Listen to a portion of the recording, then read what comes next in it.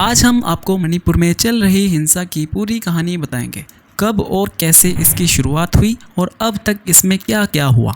Cookie समुदाय की दोनों महिलाओं को निर्वस्त्र करके घुमाने वाले लोग कौन हैं, आइए समझते हैं इस वीडियो में। वीडियो को शुरू करने से पहले मेरी आपसे गुजारिश है, अगर आप इस वीडियो को फेसबुक पर देख रहे हो तो पेज को फॉलो कर लीजिए और अगर आप यूट्यूब पर देख रहे हो तो सब्सक्राइब कर लीजिए। मणिपुर में पिछले 83 दिनों से हिंसा जारी है। इस बीच को कुछ ऐसी वीडियो सामने आई हैं जिसने पूरे देश को दहला दिया है। इन वीडियोस में कुकी समुदाय की 2 महिलाओं को नग्न करके सड़क पर घुमाते हुए दिखाया जा रहा है। ये वीडियोस पूरी दुनिया में चर्चा का विषय बन चुकी है। प्रधानमंत्री नरेंद्र मोदी ने भी इसकी निंदा की है। इन्होंने ये कहा है कि दोषियों को किसी भी हालत में बख्शा नहीं जाएगा। यहाँ तक कि सुप्रीम कोर्ट ने भी इस मामले में अपनी तरफ से संज्ञान लिया है। चीफ जस्टिस DY चंद्रचूड़ ने केंद्र और राज्य सरकार को सख्त कार्यवाही के निर्देश दिए हैं। चीफ जस्टिस ऑफ इंडिया ने यहाँ तक कह दिया कि या तो सरकार खुद कार्यवाही करे, नहीं तो हम इस पर खुद हस्तक्षेप इस मामले में हम करेंगे। पहले प्रधानमंत्री मोदी ने क्या कहा इस मामले में और चीफ जस्टिस ऑफ इंडिया ने इस मामले में क्या कहा, आप ये जान लीजिए। प्रधानमंत्री नरेंद्र मोदी ने कहा है कि आज से संसद का मानसून सत्र शुरू हुआ है। इसके पहले प्रधानमंत्री मोदी ने मीडिया से बातचीत की थी। उन्होंने मणिपुर हिंसा का जिक्र करते हुए आक्रोश व्यक्त किया था। प्रधानमंत्री ने कहा था कि मेरा हृदय पीड़ा से भरा हुआ है, क्रोध से भरा हुआ है। मणिपुर की जो घटना सामने आई है वह किसी भी सभ्य समाज के लिए शर्मसार करने वाली घटना है। पाप करने वाले, गुनाह करने वाले कितने हैं, कौन है, ये अपनी जगह है, लेकिन बेइज्जती पूरे देश की हो रही है। 140 करोड़ देशवासियों को शर्मसार होना पड़ रहा है। सभी मुख्यमंत्रियों से मेरा आग्रह मैं करता हूं कि वे माताओं बहनों की रक्षा करने के लिए कठोर से कठोर कदम उठाएं। अपने राज्यों में कानून व्यवस्था को और मजबूत करें। घटना चाहे राजस्थान की हो, छत्तीसगढ़ की हो या मणिपुर की हो, हम राजनीतिक विवाद से ऊपर उठकर कानून व्यवस्था और नारी के सम्मान का ध्यान रखेंगे। किसी भी गुनहगार को बख्शा नहीं जाएगा। मणिपुर की इन बेटियों के साथ जो भी हुआ है उसे कभी माफ़ नहीं किया जाएगा। चीफ जस्टिस DY चंद्रचूड़ ने इस मामले में क्या कहा, आपको ये बताते हैं। हम सरकार को कार्यवाही करने के लिए थोड़ा समय देंगे, नहीं तो हम खुद इस मामले में हस्तक्षेप करेंगे। हमारा विचार है कि अदालत को सरकार द्वारा उठाए गए कदमों से अवगत कराया जाना चाहिए ताकि अपराधियों पर हिंसा के लिए मामला दर्ज किया जा सके। मीडिया में जो दिखाया गया है और जो दृश्य सामने आए हैं वे घोर संवैधानिक उल्लंघन को दर्शाते हैं और महिलाओं को हिंसा के साधन के रूप में इस्तेमाल करके मानव जीवन का उल्लंघन करना संवैधानिक लोकतंत्र के खिलाफ है। मणिपुर में हिंसा की पूरी कहानी जानने के लिए आप वीडियो को आगे देखिए। आपको बताते हैं कि मणिपुर में क्यों हिंसा भड़क रही है। इसे समझने के लिए मणिपुर का भौगोलिक स्थिति को आपको जानना पड़ेगा। इसके साथ ही हमें थोड़ा पीछे चलना चाहिए। दरअसल मणिपुर की राजधानी इम्फाल बिल्कुल बीच में है। ये पूरे प्रदेश का 10% हिस्सा है, जिसमें प्रदेश की 57% आबादी रहती है। बाकी चार तरफ 90% हिस्से में पहाड़ी इलाके हैं, जहां प्रदेश की 43% आबादी रहती है। इम्फाल घाटी वाले इलाके में मैतेई समुदाय की आबादी ज़्यादा है। ये ज़्यादातर हिंदू होते हैं।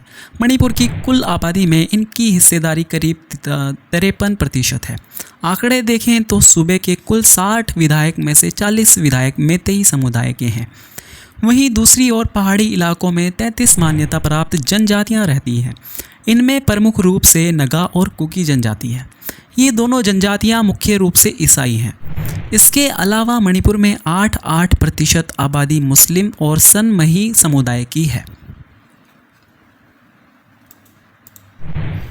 भारतीय संविधान की आर्टिकल 371C के तहत मणिपुर की पहाड़ी जनजातियों को विशेष दर्जा और सुविधाएं मिली हुई हैं जो मैतेई समुदाय को नहीं मिलती। लैंड रिफॉर्म एक्ट की वजह से मैतेई समुदाय पहाड़ी इलाकों में ज़मीन खरीदकर बस नहीं सकता, जबकि जनजातियों पर पहाड़ी इलाकों से घाटी में आकर बसने पर कोई रोक टोक नहीं है। इससे दोनों समुदायों में मतभेद बढ़े हैं। हिंसा की शुरुआत कब हुई ये जान लीजिए। मौजूदा तनाव की शुरुआत चूराचंदपुर जिले से हुई। ये राजधानी इम्फाल के दक्षिण में करीब 63 किलोमीटर की दूरी पर है। इस जिले में कुकी आदिवासी ज़्यादा हैं। गवर्नमेंट लैंड सर्वे के विरोध में 28 अप्रैल को the indigenous tribal leaders forum ने चुराचंदपुर में 8 घंटे बाद ऐलान किया था। देखते ही देखते इस बंद ने हिंसक रूप ले लिया। उसी रात तुईबोंग एरिया में उपद्रवियों ने वन विभाग के ऑफिस को आग के हवाले कर दिया। 27 से 28 अप्रैल की हिंसा में मुख्य तौर पर पुलिस और कुकी आदिवासी आमने सामने थे।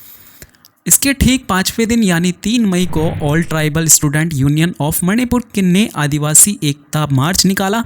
ये मैतेई समुदाय को एसटी का दर्जा देने के विरोध में था। यहीं से स्थिति काफ़ी बिगड़ गई थी। आदिवासी के इस प्रदर्शन के विरोध में मैतेई समुदाय के लोग खड़े हो गए। लड़ाई के 3 पक्ष हो गए थे। एक तरफ मैतेई समुदाय के लोग थे, दूसरी तरफ कुकी और नगा समुदाय के लोग आमने सामने थे। देखते ही देखते पूरा प्रदेश हिंसा की आग में झुलसने लगा। 4 मई को मुख्यमंत्री की एक रैली होने वाली थी। पूरी तैयारी हो गई थी, लेकिन रात में भी उपद्रवियों ने टेंट और कार्यक्रम स्थल पर आग लगा दी। सीएम का कार्यक्रम स्थगित हो गया। अब तक इस हिंसा के चलते 150 से ज़्यादा लोग मारे जा चुके हैं। 3,000 से ज़्यादा लोग घायल हुए हैं। हिंसा की 3 वजह बड़ी जो मानी जा रही हैं वो कुछ इस तरह हैं। पहली जो वजह है वो इस तरह से निकलकर सामने आती है। मैतेई समुदाय के एसटी दर्जे का विरोध।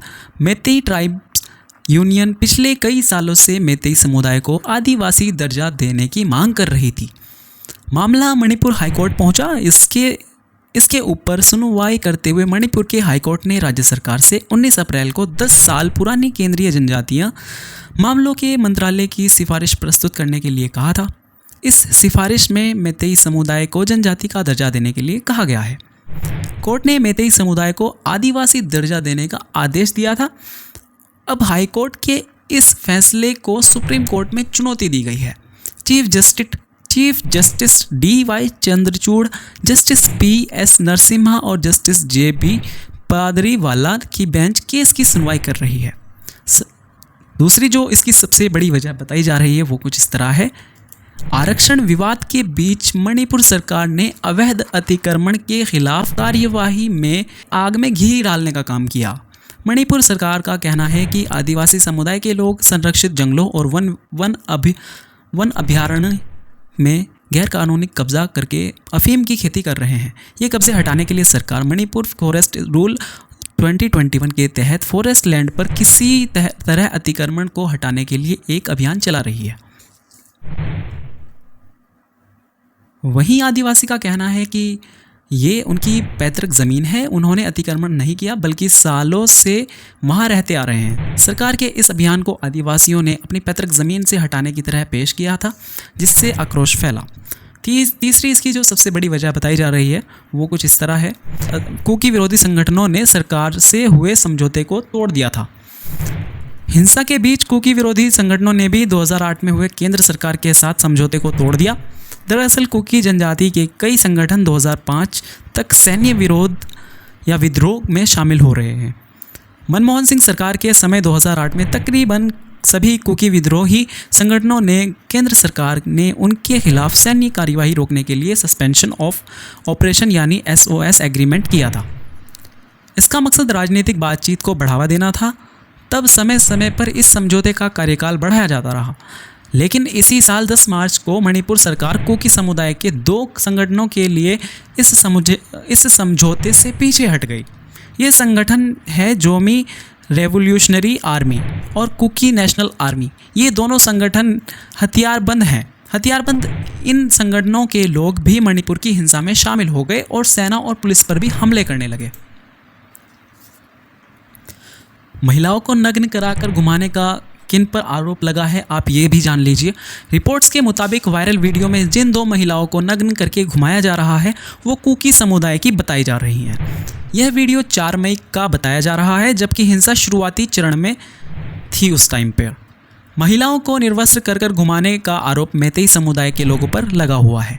इस मामले में पुलिस ने अज्ञात हथियारबंद बदमाशों के खिलाफ थोबल जिले में नोंगपोक सेकमाई पुलिस स्टेशन में अपहरण, सामूहिक दुष्कर्म और हत्या का मामला दर्ज किया है उधर मणिपुर के मुख्यमंत्री एन बीरेन सिंह ने भी मामले की जांच के लिए अलग टीम गठित कर दी है।